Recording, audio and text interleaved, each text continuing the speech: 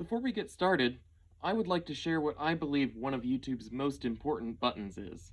No, it's not the like, subscribe, or bell icon. It's this, the pause button.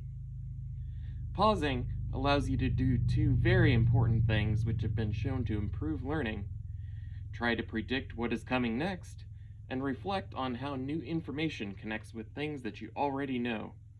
Go ahead and pause the video now to try and guess from the title where this video is going. Like many people in high school, I was taught about logarithms, but I was never fully comfortable with them, and this lack of confidence made mathematics more difficult further on in life. If you've not come across logarithms before, they are a mathematical function that uses two numbers. One is the base, the small subscript, and the second is the argument. The answer to a logarithm is the number where, when the base is raised to the power of that number, it is equal to the argument of that logarithm. The slide rule, then, uses a property of logarithms where the log of the product of two numbers is equivalent to the log of the first number plus the log of the second number, regardless of what base you are using. How do you think that would be possible? Here is how it works. Imagine this.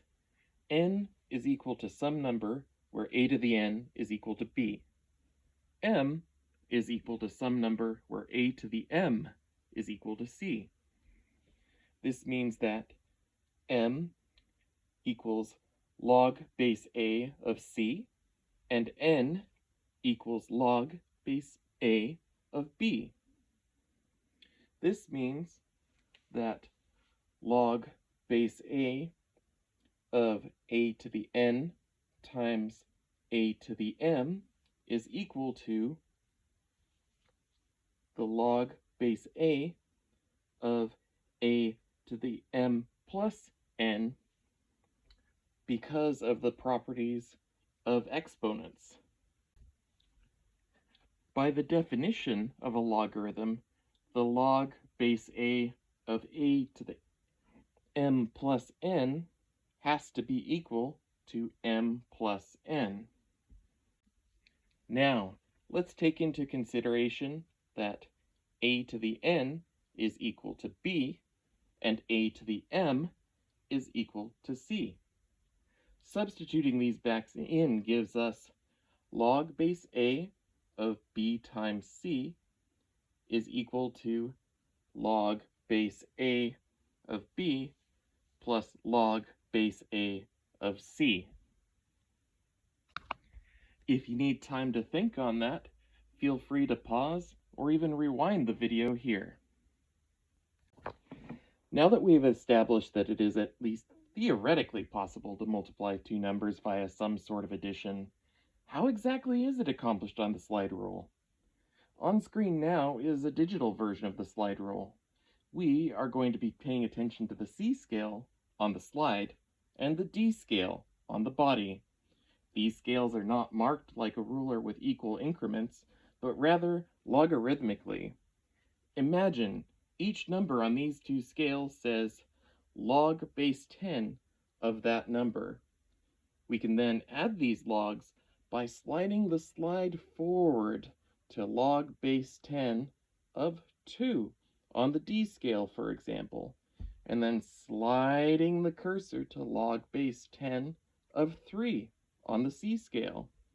The length of those two logs is then added together, which we can read here on the D scale with the cursor, which is currently at the log base 10 of 6, giving us the rather obvious answer that 2 times 3 is equal to 6. Seeing this in action, combined with working through the derivation of the rule that makes this possible, helped me really to solidify my understanding of logarithms. Here, though, is where using a slide rule can get tricky. You have to supply any powers of 10 involved. If you decide to multiply 200 by 300 on the slide rule, it is done in exactly the same way as multiplying 2 by 3. You multiply the 2 by the 3 to get 6, and then multiply by the powers of 10 that were factored out. 100 times 100 is 10,000, so 200 times 300 is 60,000. I have not found any record of this, but I suspect this is why historically scientific notation became so important. In the end, as good as it was to have a more solid grasp on logarithms, the greatest lesson for me was this. You can break a number into pieces for your convenience, much like the person who adds $9.97 to $3.45 by adding $10 and subtracting 3 cents to get $13.42. You can take advantage of convenient factors of numbers when you're working with them, whether those factors are powers of 10 or common prime factors with another number. The slide rule may be a weird old calculator made of sticks, but it certainly helped me understand a bit more about mathematics.